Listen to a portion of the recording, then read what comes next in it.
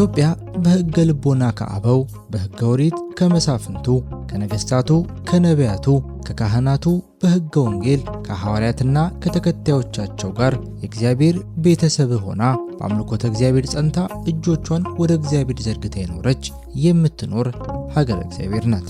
የኢትዮጵያ ታሪክ የኢትዮጵያ ኦርቶዶክስ ተዋሕዶ ቤተክርስቲያን ታሪክ፣ የቤተክርስቲያኒቱም ታሪክ የሀገሪቱ ታሪክ መሆኑ ግልጥ ነው። እንደ ታሪክ ባለሙያ በኢትዮጵያ የታሪክ ገጽታ ሁለቱን ነጣጥሎ ማስቀመጥ የማይቻል መሆኑ የተረጋገጠ እይታ አለው። የኢትዮጵያ ኦርቶዶክስ ተዋሕዶ ቤተክርስቲያን ጥንታውያንን ከሚሉት የምስራቅና የምዕራብ አብያተ ክርስቲያናት ቀደምትነት ያላት ለመሆኗ ታሪክ ይመሰክራል።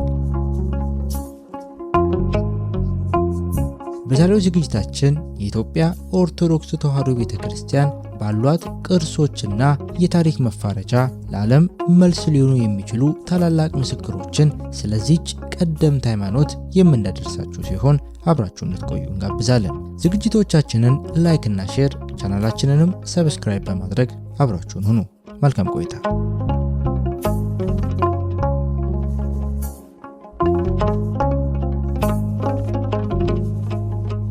የኢትዮጵያ ሕዝብ ማህበራዊና መንፈሳዊ እድገቱ የተገነባው የኢትዮጵያዊነት ክርስትና መለዮ በሆነው ኢትዮጵያ እጆቿን ወደ እግዚአብሔር ትዘረጋለች በሚለው መሰረት ላይ ነው። ታሪክ መስታወት ነው።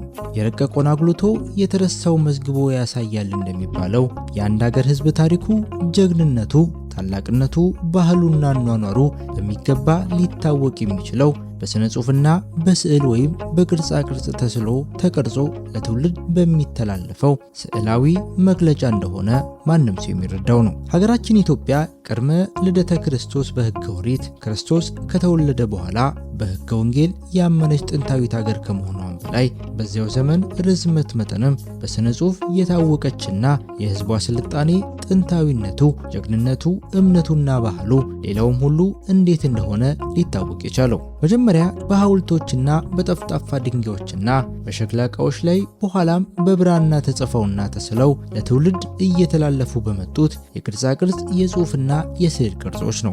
ከታሪክ ማህደር እንደምንረዳው በሀገራችን ስነ ጽሑፍ የተጀመረው ከክርስቶስ ልደት 1000 ዓመት ቀደም ብሎ ለመሆኑ ብዙ መረጃዎች ይገኛሉ። ለምሳሌ ያክል በአክሱም ሐውልቶች ላይ በሳባውያን በግሪክና በግዕዝ ቋንቋ የተጻፉ ጽሑፎች የዓይን እማኞች ምስክሮች ናቸው። ሆኖም የሥነ ጽሑፍ መሠረት የሆነው ፊደልና የሥነ ጽሑፍ ስልት በደንብ የታወቀው የኢትዮጵያ ኦርቶዶክስ ተዋሕዶ ቤተክርስቲያን እምነት በኢትዮጵያ ከተጀመረበት ዘመን አንስቶ መሆኑ ግልጽ ነው። ዓለም ገና በጨለማ ውስጥ በነበረበት የእውቀት ብልጭታም ባልፈነጠቀበት ዘመን የኢትዮጵያ ቤተክርስቲያን ሊቃውንት ከበግ ከፍየልና ከልዩ ልዩ እንስሳት ቆዳ ብራና ፍቀው ልዩ ልዩ ቀለማትን ቀምመው የሸንበቆ ብዕር ቀርጸው በጉልህ ወይም በረቂቅ ለመጻፍ የሚያስችል ሁኔታ እያዘጋጀ ከፊደል በኋላ ከዘመናዊ የአሰራር ወይንም የአጠራረስ ስልት በማያንስ ሁኔታ እየጠረዙና እየደጎሱ ለተጠቃሚው ሕዝብ በማቅረብ አሁን እስካለንበት ዘመን ድረስ ያደረገችው አስተዋጽኦ እጅግ በጣም ከፍተኛ ነው። በመልክዓ ምድር አቀማመጧ ውብና ድንቅ የሆነችው ሀገራችን ኢትዮጵያ የሰው ልጅ የኖረባት ለመሆኑ አያሌ ማስረጃዎች አሉ። በዚህ ምክንያት የብዙ ተመራማሪዎች ጥናት የሚካሄደው የውጭ ሀገር ጎብኚዎችንም ትኩረት የምትስብ ሆናለች። የሰው ልጅ አጽም ተሟልቶ የተገኘባት ኢትዮጵያ በአስቸጋሪውና በቆላማው የሀገራችን ክፍል አርኪኦሎጂስቶች ለረጅም ጊዜያት ተሰማርተው አመርቂ የምርምር ስራዎቻቸውን ለዓለም በማቅረብ ላይ የሚገኙበት ሀገር ነች። ከዚህም አልፎ ከ19ኛው ክፍለ ዘመን መገባደጃ ጀምሮ በተመራማሪዎች ዘንድ ብዙ ትኩረት ሲስብ የቆየው ጥንታዊ ስልጣኔ ብዙ ጥናቶች የተደረጉበትና የምርምር ጽሑፎችንም የቀረቡበት ነው። ካለው በርካታ የታሪክ ቅርስ አኳያ ሲታይ ግን እጹብና ድንቅ የሆኑትን የታሪክ አሻራዎች መቼ፣ እንዴትና ለምን እንደተሰሩ ለመግለጽ የሚያስችሉ ማጠቃለያዎች ተሟልተው ገና አልቀረቡም። እስካሁን ባለው ሁኔታ መልሶችን ለመስጠት ከመሞከር ይልቅ ታሪካችንን ለሚመለከቱ ጥያቄዎችን በማንሳት መገረምና ማሰላሰል የበለጠ ቀላል ነው። የአያሌ ጥንታዊና አስገራሚ ታሪካዊ ቅርሶች ባለቤት የሆነችው ሀገራችን በየዘመኑ ታሪኳ ከውልና ከውስጥ ይነሱ በነበሩ ጦርነቶች ምክንያት የጀመረችውን የስልጣኔና የእድገት ፈለግ ከመቋረጡም በላይ የነበረውን ቢሆን ተበታትኖና ተበላሽቶ በአብዛኛው ለጥፋት ተዳርጓል። ለጥቂት ጊዜ ብቻ ሲያባሩ የነበሩት አለመረጋጋቶች ያካበትናቸውን አያሌ ድንጋይና የብራና ጽሑፎች በታሪክ ሰነድ አሟልተን ባለመያዛችን ታሪካችንን በሚገባ ለመግለጽ ሳያስችሉን ቆይተዋል። የዚህ አኩሪ ቅርስ ባለቤት የሆነው ሕዝብም ታሪኩን በጽሑፍ ሳይሆን በቃል ብቻ በመግለጽ ከሚገደድበት ደረጃ ላይ ደርሷል። እስካሁን ምርምርና ጥናት የተካሄደበት የሀገራችን ታሪክ በአብዛኛው በውጭ ምሁራን የተካሄደ በመሆኑ በራሳችን ቋንቋ በሚገባ ተተርጉሞና ተዘጋጅቶ ህዝቡ በስፋት እንዲያውቀው ለማድረግ አልተቻለም። በዚህም ምክንያት ለማንበብ ወይም ተዘዋውሮ ሀገሩን ለማወቅ አቅም ያለው ኢትዮጵያዊ ሳይቀር ታሪኩንና የአባቶቹን አኩሪ ቅርስ በጥልቀት ለማወቅ አላስቻለውም። ስለ ጥንታዊ ታሪካችን ጉዳይ ሲነሳ የኢትዮጵያ ጥንታዊትና ታሪካዊት ሀገር ለመሆኗ በብዙዎች ዓለም አቀፍና በታሪክ ዘንድ የሚታወቅ ሲሆን በቤተ ክርስቲያን ታሪክ ያለው ዕውቀት ግን አነስተኛ ነው። ለምሳሌ አክሱምን ከአንድ ሐውልትና አንድ ጥንታዊ ቤተ ክርስቲያን ሌላ ምንም የሌላት የሚመስላቸው ሰዎችም ብዙዎች ናቸው። ላሊበላን ከውቅር ቤተ ክርስቲያን በቀር ሌላ ምንም የሌላት አስመስለው የሚናገሩም አሉ። በኢትዮጵያ ድንቅ የተባለ እነዚህ አብያተ መንግስት፣ ሐውልቶች፣ መቃብሮች፣ ጥርብ የድንጋይ ቅርሶችና ሌሎች ከምድር በላይና በታች የሚገኙ የታሪክ ስፍራዎች ናቸው። በሀገራችን ውስጥ ያሉትንና ወደ ሌሎች ሀገሮች የተሻገሩትን ቅርሶች በተመለከተ በርካታ ጽሑፎች የወጡና በመውጣት ላይ ያሉ ቢሆንም ከጊዜው ርቀትና በመረጃዎች መውደም፣ መጥፋት ወይም ተቆፍሮ ያለመውጣት የተነሳ በምርምር የተገለጹትና በአፈታሪክ የሚነገሩ ታሪኮች መካከል ሰፊ ልዩነት አለ። በቁፋሮዎች የሚገኙት ማስረጃዎች በምርምር ጥናት ለሚደረጉ ትንተናዎች መሰረት ሲሆን፣ በአፈታሪክ ከትውልድ ወደ ትውልድ ሲተላለፉ የቆዩ ታሪኮች ደግሞ ለዘመናዊ ምርምር አጋዥነት ቢኖራቸውም የማስታወስ ችሎታንና የተናጋሪዎቹን ስሜት ተከትለው የሚሄዱ ናቸው።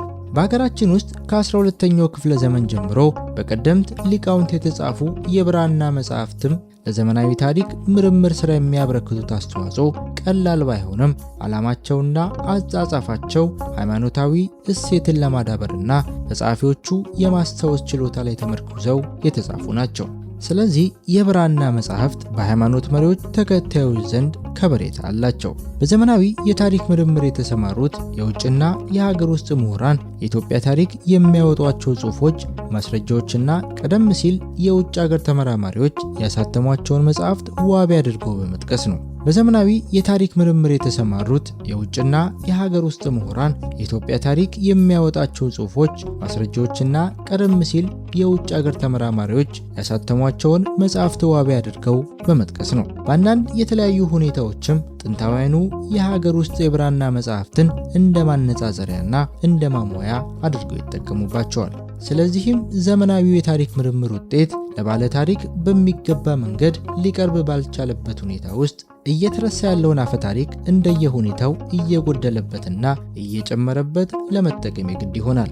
ይህን የታሪክ ትምህርት በህብረተሰቡ ዘንድ ሊኖረው የሚችል ጥቅም እንዳይጎላ ከማድረጉም በላይ ህዝቡ ታሪካዊ ቅርሶቹ ለመንከባከብና ለመጠበቅ ብቃት እንዳይኖረው ያደርጋል። ከዚህም በላይ አገራችን ኢትዮጵያ የረጅም ጊዜ ታሪክና ነጻነት ያላት ጥንታዊት ሀገር መሆኗን አበክሮ ለማወቅ የሚጣጣረው ዜጋዋ ራሱ አይቶና አንብቦ ለመረዳት የሚኖረው ዕድል ጠባብ እንዲሆን ያደርጋል። ይህ እንዳለ ሆኖ በቅርብ ጊዜ እየተደረጉ ያሉ ጥናቶችና ምርምሮች የኢትዮጵያ ጥንታዊ ታሪክ ጎልቶ እንደወጣ እያበረከቱት ያሉት አስተዋጽኦ በቀላሉ የሚገመት አይደለም። ከ100 ዓመታት በፊት የተጀመረው ዘመናዊ የአርኪኦሎጂ ቁፋሮ እስካሁን የተራመደበት የእድገት ሂደት በጣም አዝጋሚ መሆኑ ባይካደም በቅርብ ዓመታት የተካሄዱት ተከታታይ ጥናቶች ግን አበረታች ናቸው። ሌላው ቀርቶ በቤተ ክርስቲያን ውስጥ ምን እንዳለና በቤተ ክርስቲያን ዙሪያ ያሉት የታሪክ ቅርሶችን በሚመለከት ያለው ዕውቀት ለአካባቢ ነዋሪዎቹ ሳይቀር ዕውቀት አነስተኛ ነው።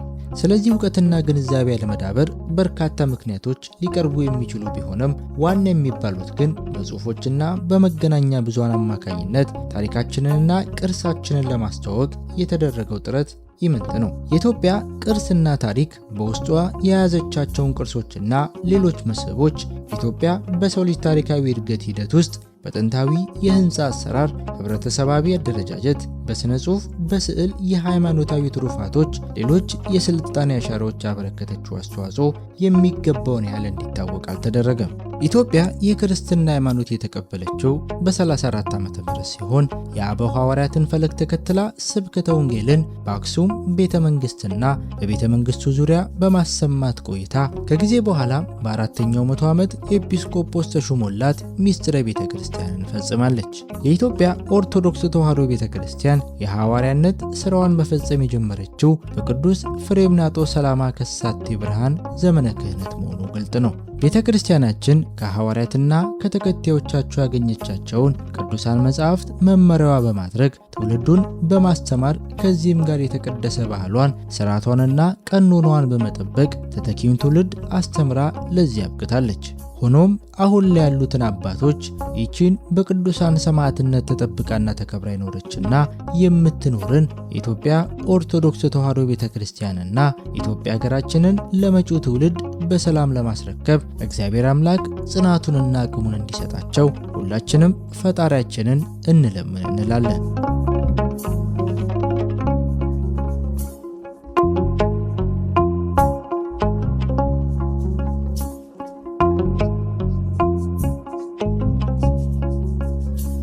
ለዛሬ ያዘጋጀንላችሁን ዝግጅት እዚህ ላይ ያበቃል። ዝግጅቶቻችንን ላይክ እና ሼር፣ ቻናላችንንም ሰብስክራይብ በማድረግ የኛ ቤተሰብ ይሁኑ። ቸር ጊዜ፣ ሰላም ያገናኘን።